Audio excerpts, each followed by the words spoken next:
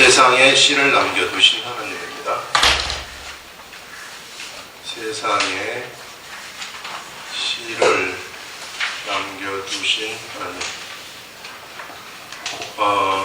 요 전의 내용이 어떤 내용이었느냐면 우리 계속해서 지금 약속의 말씀에 관해서 이야기를 하고 있어요. 약속의 자녀에 관해서 이야기를 하고 있어요. 계속 약속의 자녀를 이야기를 하면서 무엇을 요전에 얘기를 했었느냐면은 하나님의 택하신 그릇을 얘기했었습니다. 그래서 그릇을 얘기하면서 여기에 연속되는 거예요. 그래서 그 그릇을 얘기하면서 연속되어 가지고 이쪽으로 넘어오는 요런 연속되어 가지고 얘기하는 것이다. 이것을 아시고 요거 보시기 바랍니다. 그래서 여기서 말씀을 한 다음에 언제나 사도 바울은 구약 성경을 인용해요. 사도 바울의 그 서신서를 보게 되면은 얼마나 많이 구약 성경 기록된 말씀, 그 당시 기록된 말씀을 인용하는지 모릅니다. 자, 그것을 이제 보시면서 여기 한 절씩 한번 생각하시면서 한 절씩 읽어가 보겠습니다. 호세아의 글에도 이르기를 내가 내 백성 아닌 자를 내 백성이라. 호세아가 이미 이런 말을 했다는 것이죠. 예전에 하나님이 말씀하시기를 내 백성이라는 것은 유대인들인데 유대인들이 아닌 자를 하나님이 내 백성이라고 한다는 것은 이방인들을 하나님이 하나님의 백성으로 이야기를 하셨다는 것입니다. 때가 되었을 때 언젠가 때가 되면은 이방인들이 반드시 하나님의 백성이 되는 시대가 온다는 것이죠. 사랑하지 아니한 자를 사랑한 자라 부르리라. 사랑하지 아니한 자 역시 이방인입니다. 이 이방인을 이제 하나님이 사랑한 자라 부르시겠다 이런 말씀을 하시고요. 그 다음에 너희는 내 백성이 아니라 한 그곳. 하나님의 백성이 아니라 한 그곳이라는 거, 이게 가나안 땅 아니겠어요? 가나안 땅 그곳에서 이제 이방인들은 하나님의 백성이 아니다 하는 바로 그곳에서 그들이 살아계신 하나님의 아들이라 일컬음을 받을 것이다. 그래서 이방인들이 하나님의 아들이라 일컬음을 받는 그런 날들이 온다 하는 그것을 여기서 말씀하고 있습니다. 이거는요 이미 구약시대부터 이제 이런 것이 예언이 되었었는데 이제 진짜 하나님의 때 예수 그리스도의 때가 왔기 때문에 이제 이런 일들이 성취되었는데 바로 지금 이 때가 그러한 때이다 하는 것을 바울이 이야기를 하는 것입니다. 이것은 우리들한테 무엇을 얘기를 하느냐면요, 그동안 그때까지 내려왔었던 모든 혈통적인 것들을 완전히 부정해버리는 거예요. 유대인들의 혈통적인 거 이거에 대해서 완전 부정이에요. 완전 부정이고 무엇을 지금 하나님은 보시느냐면 이제는 혈통적인 유대인이 진짜 하나님의 아들이 아니다. 하나님의 백성이 아니라 이제 새로운 시대가 펼쳐진다 하는 것을 여기서 우리들한테 얘기를 하고 있습니다. 그렇기 때문에 우리가 예전에 가지고 있었던 유대인들이 가지고 있었던 혈통, 그 다음에 전통, 유대인들의 유전 이런 것들 따라가지 말라는 거예요. 이런 것들은 뭐냐면요, 이것이 육적인 것이라고 얘기를 하고 있습니다. 육적인 것. 그래서 육적인 시대는 이제는 지나가 버렸다는 것을 우리들한테 얘기를 하고 있습니다. 육적인 것을 내세우는 시대, 혈통적인 어떠한 족보를 내세우는 시대, 육적으로 내가 뭔가 이룩한 것을 내세우는 시대, 육적으로 내려오던 전통을 제시하는 시대, 관습 이런 것들을 자랑하는 그 시대는 지나갔고 이제 새로운 시대, 예수 그리스도의 진짜 예수 그리스도와 함께하는 새 시대가 출발이 되었다 하는 것을 우리들한테 이야기를 하는 거죠. 그래서 지금 호세아의 글을 인용을 하면서 이제는 정말 새로운 차원에서 이방인들도 예수 그리스도를 믿게 되면은 예수 그리스도와 함께 그들이 하나님의 아들이 되는 시대가 바로 이 시대이다 하는 것을 말씀하고 있습니다. 그러면서 여기서요 무엇을 또 이야기를 하느냐 하면은요 또 이사야가 이스라엘에 관하여 외치되 이스라엘 자손들의 수가 비록 바다의 모래 같을지라도 남은 자만 구원을 받는다. 주께서 땅 위에서 그 말씀을 이루고 속히 시행하시리라 하셨느니라 하면서 유대인들의 수가 수없이 많다 할지라도 유대인들의 수가 하늘의 별과 같이 많다 할지라도 구원은 그 남은 자만 이룬다 하는 것도 여기서 이사야가 이미 말했다는 거예요. 그렇기 때문에 너희들 혈통 주장하지 말아라 이런 말이죠. 그러면서 남은 자만 구원을 받으리니 주께서 땅 위에서 그 말씀을 이루고 속히 시행하리라 하셨느니라. 또한 이사야가 미리 말한 바 만일 만군의 주께서 우리에게 씨를 남겨두지 아니하셨더라면 우리가 소돔과 같이 되고 고모라와 같았으리로다 함과 같으니라 하면서 시 이야기를 여기서 하고 있어요. 여기서 시 이야기를 하고 있는데요. 하나님이 이 세상을 이끌어 가실 때 유대인 공동체도 마찬가지지만은 하나님이 무엇을 세상 곳곳에 뿌려두셨느냐 하면은 하나님의 씨를 뿌려두셨다 이런 얘기를 하고 있습니다. 그래서 여기서 약속의 자녀라는 것은 바로 요 씨하고 같은 것이구나 하는 것을 지금 이야기를 하고 있습니다. 약속의 자녀라는 것이. 그래서 지금 약속의 자녀가 씨로 연결이 되는데요. 씨라는 것이 도대체 어떤 것인가? 여러분 소돔과 고모라를 한번 생각을 해보세요. 소돔과 고모라는 의인 10명이 없어가지고 멸망을 한 그러한 도시가 소돔과 고모라입니다. 의인 10명이라는 것은 뭐냐면은 하나님의 뜻을 쫓아간 사람들 10명을 얘기하는 것인데 그들이 없어가지고 소돔과 고모라는 완전히 멸망되어 버리고 말았다 하는 것을 말하는데요. 바로 이 시대에도 그 예수님 당시 이 사도 바울 당시에도 하나님이 세상에 보내신 이 씨가 없었더라면 이 도시도 어떻게 되느냐 하면은 소돔과 고모라와 같이 되었을 것이다 하는 것을 얘기하는 거예요. 이 씨가 없어서 소돔과 고모라 같이 됐다는 것은 무슨 말이냐면요. 바로 이 씨들 때문에 이 도시를 하나님이 보존하고 계신다 하는 것을 우리들한테 얘기를 하고 있는 거예요. 그 말은 하나님의 모든 희망을 어디에다가 두고 있느냐 하면은 이 씨에다가 우리 하나님이 세상에 희망을 두고 계신다는 것을 얘기하는 것이고요. 하나님의 모든 관심은 세상의 이 모든 대중이 아니라 바로 이 씨라는 것을 우리들한테 얘기하는 거예요. 씨라는 것은 바로 하나님의 약속의 자녀라는 거예요. 약속의 자녀에게 하나님의 온 관심이 거기에 있고 그 약속의 자녀가 세상에 있기 때문에 이 세상은 유지되고 있다는 것을 우리들한테 얘기하는 것이죠.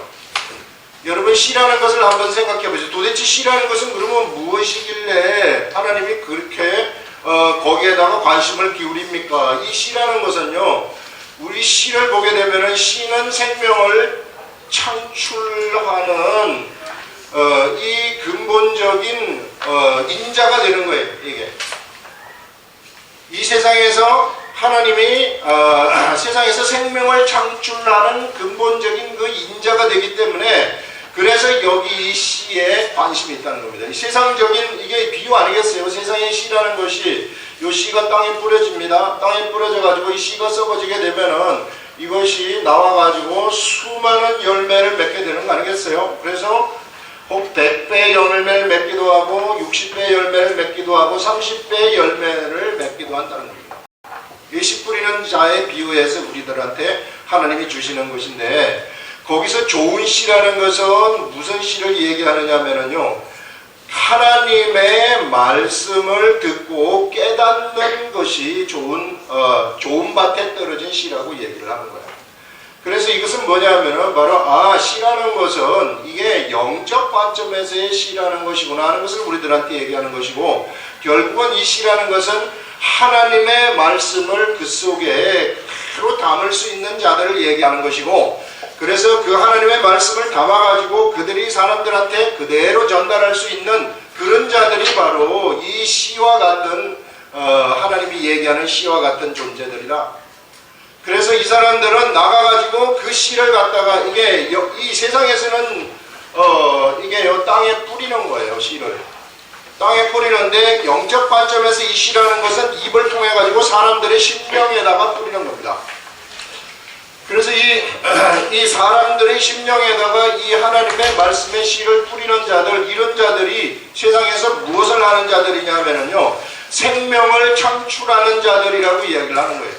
그래서 우리 하나님의 온통 관심은 뭐냐면은, 우리 하나님이 우리들한테 주신 그 생명을 갖다가 세상에서 창출하고 창조하는 이 일에 온통 관심이 있는 겁니다. 왜냐하면 이 사람들 때문에 이 세상을 보존하고 있다는 것을 우리들한테 알려주거든요. 소돔과 고모라가 멸망한 것은 바로 이런 씨가 없었기 때문에 멸망되고 말았다. 이 시대에도 마찬가지로, 이 시대 여러분, 우리나라를 하나님이 붙들고 계신 것은 뭐냐면은 바로 이러한 씨들 때문에, 씨들이 곳곳에 있기 때문에 하나님이 붙들어두는 것이지, 우리나라 위정자들이 나라를 잘 지키고 있기 때문에 우리나라가 버팅기고 있는 것이 아니라는 겁니다. 이 영적 관점에서 우리가 세상이 어떻게 유지되고 있는가 하는 것을 볼 줄 알아야 되고, 그 말은 뭐냐면은 바로 이 사람들이 하는 그 일에 하나님은 너무나도 큰 기대를 가지고 계시다 하는 것을 우리들한테 알려주고 있는데요. 바로 우리가 그 사람이라. 우리가 바로 그 씨라는 거예요. 그래서 우리 인생의 목표가 뭐가 되느냐면은 바로 이 씨가 땅에 떨어져 가지고, 이 씨의 목표라는 것은 새로운 싹을 키워 가지고 새롭게 자라게 해서 열매를 생산하는 거, 이것이 씨의 목적이거든요. 종자씨가 그런 거 아니겠어요? 그래서 종자씨를 보존하는 거 아니겠습니까? 농부가. 그래서 우리는 이대로 사는 것이 인생을 가장 잘 사는 거예요. 그럼 어떻게 하면 이대로 사는 것인가? 그것은 바로 이 하나님의 말씀을 우리 그릇에 담아가지고, 우리 속에 있는 그릇에 담아가지고 이것을 뿌리는 거죠. 이 씨를 사람들 앞에. 그래서 이 일을 우리가 이 하나님이 시키시는 대로 그대로 하게 되면은 우리는 세상에서 가장 가치 있는 삶을 살아가는 것이고, 우리 인생의 목표를 여기다가 두라, 이렇게 얘기를 하고 있어요. 목표를 여기에다가 두는 것이 인생이 가장 빛나는 인생이고, 하나님이 언제나 주시한다는 거죠. 여기서 하나님이 관심을 기울이는 사람이 어떤 사람인가 하는 것을 우리들한테 보여주는 그런 것을 우리 이 말씀을 통해서 알 수 있습니다. 그게 그 말이고요. 그 다음에 우리가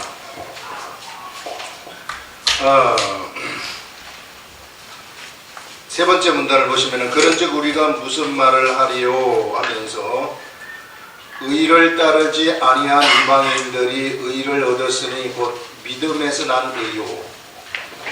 자, 이제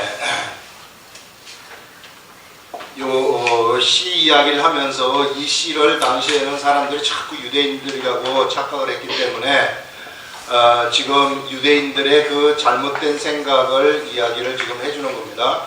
바울이 로마서를 쓰면서 얘기해 주는 것이 뭐냐면은, 바울이 유대인들 때문에 너무 골치 아팠어요. 얼마나 이 유대인들이 복음을, 그 당시 바울이 전하는 예수 그리스도의 복음을 흐려버렸는지 모릅니다. 바울은 언제나 또 그들로부터 공격받은 것이 뭐냐면은, 바울은 사도가 아니기 때문에 바울 말 그렇게 크게 중시할 필요가 없다, 이런 것들 공격을 계속해서 받았었기 때문에, 그래서 언제나 유대인들의 그 전통이라든지 이런 것들이 그 당시 바울을 복음 전하는 데 있어서는 언제나 걸림돌이 됐었습니다. 그래서 여기에 대해서 지금 확실히 짚어주고 가겠다는 거예요.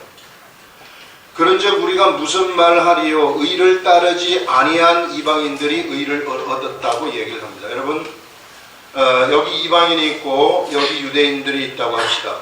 이방인이 있고 유대인입니다. 이방인들은 의를 따르지 아니하였어요. 의가 뭐냐면은 당시에 있었던 하나님의 율법입니다. 하나님의 율법을 따라가는 것이 의를 따라가는 거거든요. 자, 그 다음에 유대인들은 뭘 따랐느냐 하면은 의를 따랐어요. 이 의를 따랐는데 이게 하나님의 율법을 따랐다. 이방인들은 따르지 않았다. 의를 따르지 아니한 이방인들이 무엇을 얻었느냐 하면은, 율법을 따르지 아니한 사람들이 무엇을 얻었느냐 하면은 의라는 것을 얻었다. 이방인이 의라는 것을 얻었다고 얘기를 하는 거죠. 그런데 의를 따라간, 율법을 따라간 이 유대인들은 무엇을 얻게 되었는가? 그것을 여기서 한번 보시면은요, 의의 법을 따라간 이스라엘은 율법에 이르지 못하였다, 이렇게 얘기를 하고 있어요. 자, 의를 따라간, 율법의 의를 따라갔었는데 이들은 율법에 이르지 못하였다는 것은 그들이 의에 이르지 못하였다, 이렇게 얘기를 하고 있어요. 그러면 뭐냐면은, 율법을 따라가는 이것은 의를 이룰 수 있는 것이 아니구나 하는 것을 우리들한테 알려주는 것이고요. 그 다음 설명이 여기서 뭐냐면은, 어찌 그러하냐? 이는 그들이 믿음을 의지하지 아니하고 행위를 의지함이라 하면서, 여기서 유대인의 가장 큰 잘못을 얘기를 하고 있는데요. 바로 그들은 하나님을 믿는 믿음에 의지하지 아니하고 무엇을 의지했느냐 하면 바로 그들이 행위에 의지했기 때문이다, 이런 말씀을 하고 있는 겁니다. 그래서 우리가 행위의 의지를 하게 되면은 의에는 결코 도달할 수 없다는 것을 얘기하는 것이고요. 이 행위라는 것은 율법을 따라갈 때 나타나는 것이구나 하는 것을 우리는 알 수 있어요. 사람이 율법적이 된다는 것은 뭐냐면은 행위를 중시한다는 겁니다. 복음이라는 것은 행위를 중시하지 않아요. 율법과 복음의 차이는 행위를 중시하느냐 중시하지 않느냐, 이거의 차이입니다. 여러분, 율법을 쫓아가는 사람들은 도덕적인 거 이런 것들을 매우 중시하게 생각하는 사람들입니다. 근데 복음의 사람들은 그렇지 않습니다. 우리 인간은 모두가 다 부족하고 모자라기 때문에 오직 누구를 의지하느냐 하면 예수님만 의지하는 거예요. 모자라기 때문에 예수님을 의지할 수밖에 없는 것. 그것이 바로 율법과 복음의 차이라는 것입니다. 그래서 자기 행위를 의지하고 자기가 잘나버리면은 사실상 그들한테는 예수님이 필요가 없어요. 우리들한테 예수님이 어떤 사람을 찾아가시느냐 하면요, 예수님을 세상에서 가장 필요로 하는 사람들. 내가 예수님을 정말로 필요로 합니다. 근데 나는 예수님이 그렇게 있어도 되고 없어도 되고 이럴 것 같으면은요, 이 시대에, 이 예수님의 시대에, 복음의 시대에 그 사람이 예수님하고는 별로 그렇게 관계가 없는 사람이 되어버리는 거예요. 그냥 종교 생활을 하는 거죠. 그들을 우리는 뭐라고 얘기를 하느냐면은 종교인이라고 이야기를 하는 것입니다. 근데 정말로 예수님이 절실히 필요해요. 내가 뭐 병이 들었다든지 아니면은 파산을 했다든지 막 이럴 경우에 너무 나한테 예수님이 절실히 필요하게 되면은 바로 그 사람들이 누구를 만나느냐 하면은 예수님을 만나는 거예요. 그래서 우리 예수님은 우리가 정말로 필요로 해야 되는 거예요. 예수님이 없으면 우리는 완전히 끝장나버린다고 생각을 할 때, 그때 비로소 우리는 예수의 사람이 되는 것입니다. 그러나 유대인들은 그것을 쫓아가지 않았어요.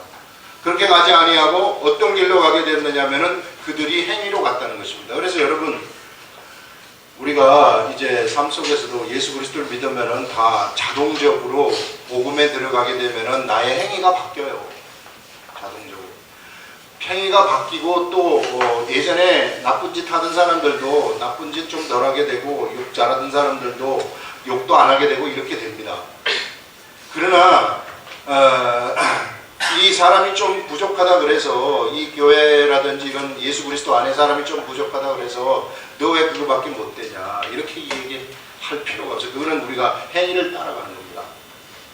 우리는 다 모자라요. 잘난 사람이나 못난 사람이나 모자라지 않는 사람이 하나도 없어요. 주님 앞에서는 모두가 다 모자라는 존재입니다. 그것을 인정하면서 우리 주님을 필요로 하라는 거예요. 그 모자라는 것 때문에 모자람이 크면 클수록, 결핍이 크면 클수록 예수님이 더욱더 필요하게 된다는 것입니다. 사도 바울이 그랬어요. 죄인 중에 괴수이고 나는 내가 예수 그리스도를 믿기 전에 사람들을 잔해하고 예수 그리스도를 믿는 자들을 잔해하고 핍박하던 자이다. 이것을 이야기하면서 언제나 그 속에는 무엇이 있었느냐 하면요, 사도 바울한테는 그가 모자라는 존재라, 이런 생각, 약한 거, 이 세상에 가장 작은 자, 여기 있는 이 예수 믿는 자들 중에서 가장 작은 자 중에서 더 작은 자가 나라고 얘기를 하는 겁니다. 그래서 사도 바울은 그 모자라기 때문에 예수님을 필요로 했었고, 그가 하는 모든 일들은 그래서 예수님이 하는 일이나 다름이 없이 되어버린 거예요. 이게 바로 복음의 일이라는 것입니다. 내가 할 수 있는 일은 하나도 없다는 것, 이것을 여기서 이야기를 해주는 거죠. 결국은 이런 것들이 뭐냐면은, 이방인들이 간 길이 뭐냐면은 믿음의 길로 갔다고 이야기를 하고 있는 겁니다. 이방인들은 믿음으로 갔기 때문에 그들이 의인이 되었다는 것을 말씀하는데요. 여기 기록된 말씀을 보시면은 32절인데요. 어찌 그러하냐, 이는 그들이 믿음을 의지하지 아니하고 행위를 의지함이라 부딪힐 돌에 부딪혔느니라. 유대인들이 이와 같이 행위를 의지하고 갔을 때 그들이 어디에 부딪혀 버렸느냐 하면은 거대한 돌에 부딪혀 버렸다는 거예요. 거대한 돌에 부딪힌 그들이 더 이상 이제는 여기서 뭔가 이 돌파구가 없는 거예요. 이 거대한 돌이 누굽니까? 바로 예수님입니다. 예수님 앞에 부딪혀버리니 이 행위는 완전히 산산조각이 나버리는 거죠. 아무것도 아니라는 거죠. 그 앞에서 의로운 것이 요만큼도 없고 하나도 없이 되어버렸다는 거예요.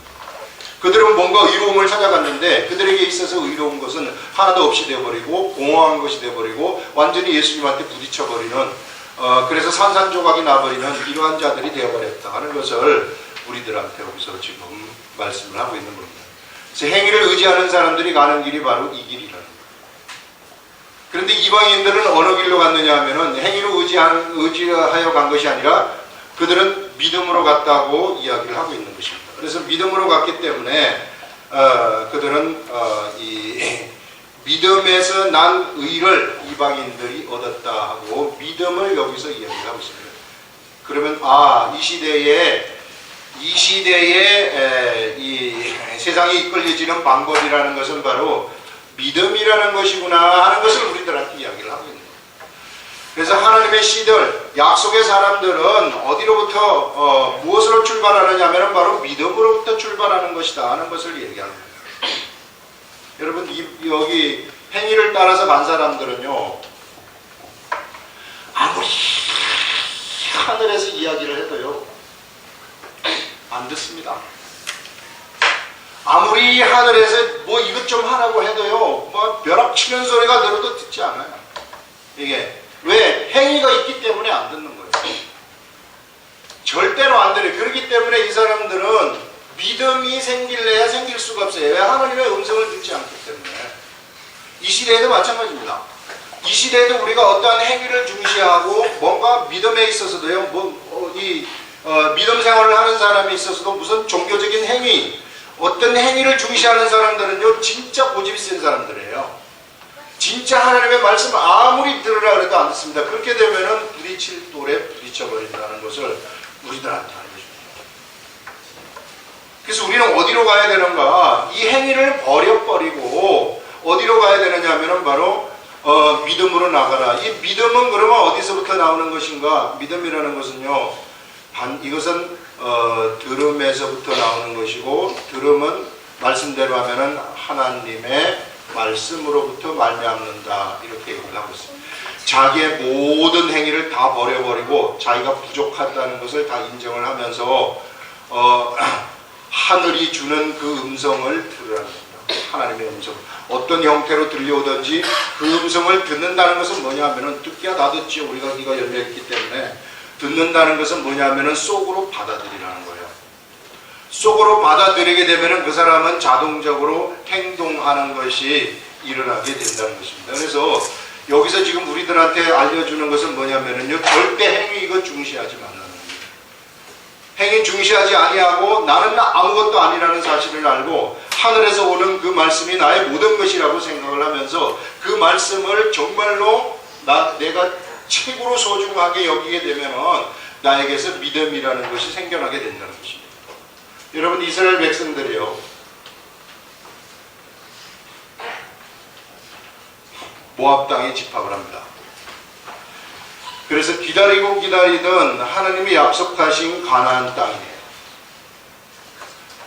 하나님이 약속하신 가나안 땅에 지금 요단강을 건너가지고 딱 들어가는데, 들어가기 전에 신명기를 여기서 모세가 너희들이 이제 이쪽에 들어가게 되면 정책 생활을 하게 되는데 내가 너희들한테 새로운 법을 주겠다. 법을 예전에 시내산에서 받았던 법인데요. 요 시내산에서 받았던 법인데 요거를 다시 갱신하는 거예요.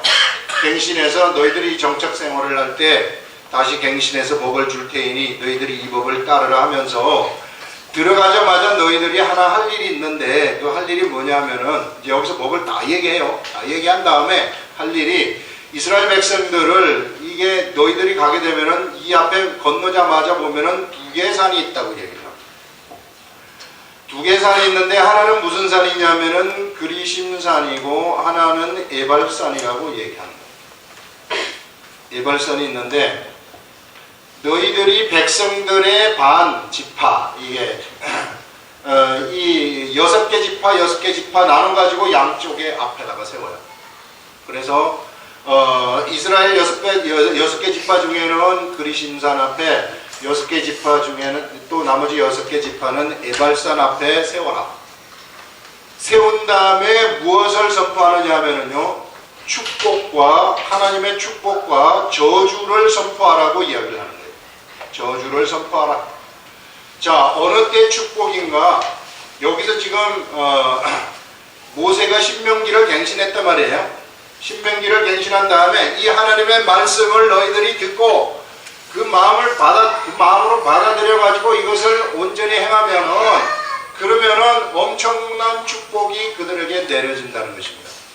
그래서 들어와도 복을 받고 나가도 복을 받는 상상도 할 수 없는 복들 속에 그가 들어간다 하는 것을 얘기하고, 그런데 저주를 받을 수도 있다 이렇게 또 얘기해요. 자, 여기 들어간 사람들은요, 가나안 땅에 들어간 사람이고 선택된 백성이에요.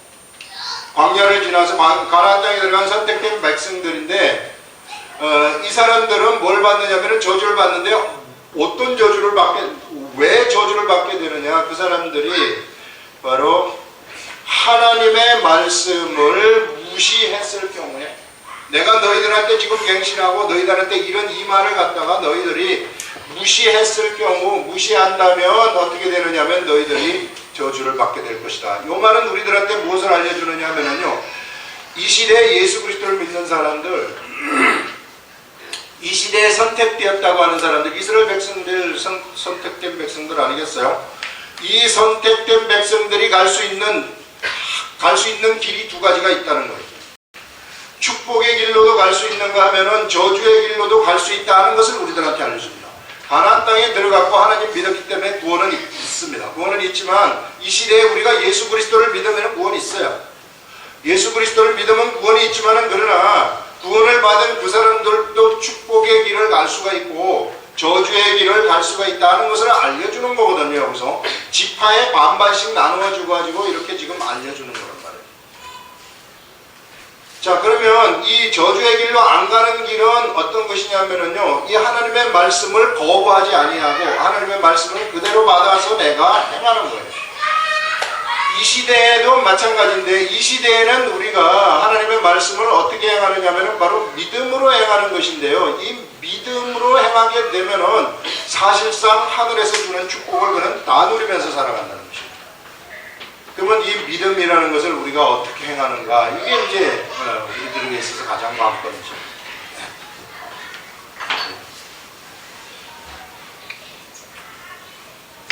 사람들이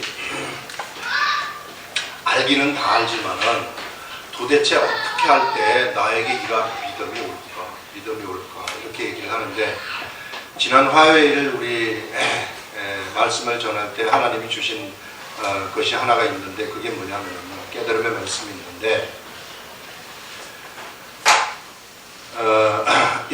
우리들이 매일같이 예배를 할 때에 이 시대의 신령과 진정, 신령한 예배라는 것은 뭐냐면은 우리 여기 주보에 쓰여진 로마서에 나오는 말씀입니다.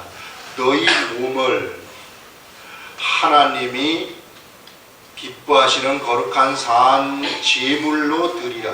이것이 너희들이 드릴 영적 예배니라. 이렇게 얘기를 하고 있습니다. 이게 이 시대의 진정한 예배라.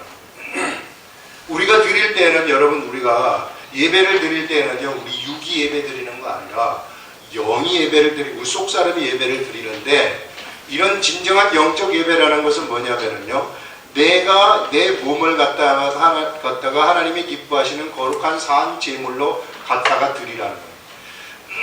제물로서 제단 위에 나를 바쳐버리라는 겁니다. 내 육체, 그러나 내가 그 당시 제단에 이제 바치는 것은 나 죽여서 바치는 거지만 나는 살아있단 말이야. 살아있는 나 자신을 거기에다가 드리라는 것입니다. 내가 살아있는 이 제물로 내가 드려졌을 경우에 이 제물에 올라가는 순간요, 요것은 내 것이 아닙니다. 제물에 올라가는 순간 요것은 하나님의 소유가 돼버리는 거예요. 하나님의 소유이기 때문에 이 제물 자체도 거룩한 겁니다. 그렇기 때문에 우리 육체 자체도 제물에 딱 올려지게 되면 거룩한 일이 거룩하게 돼버리는 거예요. 자, 이렇게 완전히 그러니까 우리가 우리 자신을, 우리의 몸을 갖다가 우리 거라고 생각하면 안 된다는 거예요. 이게 내 게 아니라는 거예요. 이거는 하나님이 이제 마음대로 나를 사용하실 수 있도록 내 자신을 여기다 드리게 되는 거예요. 그것이 이 시대에 우리들이 드리는 영적 예배라고 얘기를 하는 겁니다. 예배.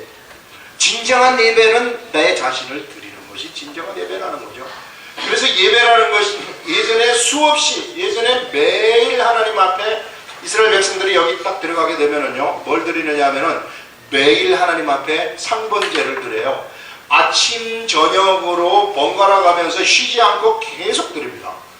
그 다음에 매월 초하루가 되면은 상번제에다가 또 다른 제물, 수양 7마리, 수송아지 1마리, 그 다음에 수양 또 1마리, 이렇게 해가지고 총 몇 마리를 드리냐? 9마리를 덤으로, 2마리 상번제 2마리 드리는 거하고 1마리 덤으로 드리고요. 그 다음에 6개의 뭐가 있느냐 하면은 절기가 있는데 이 절기마다 계속 또 제사를 드립니다. 제물을 드립니다. 결국 제물을 드리는 이것이 뭐냐 하면은 그것이 예배였다 하는 것을 우리들한테 이야기를 하고 있는 거예요. 그래서 구약시대는 제사를 드리는 것이 예배였구나. 이 시대에도 바로 우리 예배라는 것은 뭐냐 하면은 진짜 제물을 바치는 것은 아니지만은 바로 내 자신을 드리는 것이구나. 드리는 제물을 드리는 그 일을 우리가 하고 있는 것이구나. 그것을 우리들한테 알려줍니다.